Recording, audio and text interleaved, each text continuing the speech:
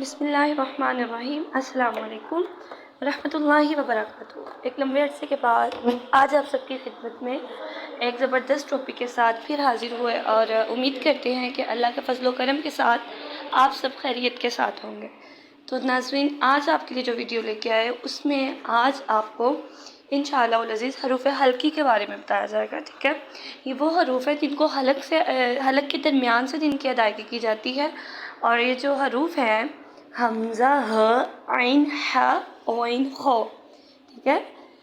ایک بار دوبارہ سن لیں۔ حمزہ، جب ہم پورا لاسٹ پہ آتے ہیں اپنی تختی پڑھتے ہوئے قاعدے کی، یہ جو قواعد ہیں تجوید القرآن کے، اس میں سے یہ بیسٹ قواعد ہے۔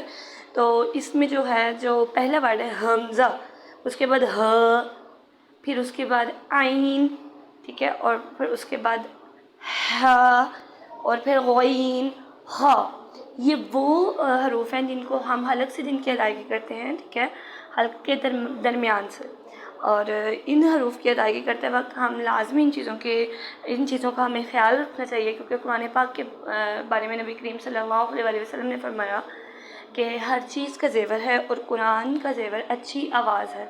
اور ایک اور حدیث مبارکہ ہے جو نبی کریم صلی اللہ علیہ وسلم نے فرمایا، قرآن کو اپنی آوازوں کے ساتھ زینت دو۔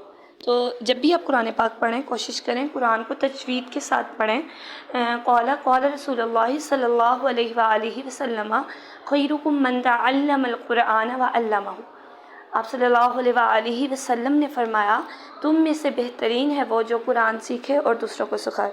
تو اپنی زندگی کا مقصد قرآن کو سیکھنا رکھ لیجئے، قرآن کو سکھانا رکھ لیجئے، تو انشاءاللہ العزیز یہ ہمارے لیے ذریعہ نجات بنے گا۔ اور میرا یہ ماننا ہے، میرا یہ ایمان ہے کہ انشاءاللہ یہ ہماری مغفرت کا اور ہماری بخشش کا سبب بنے گا۔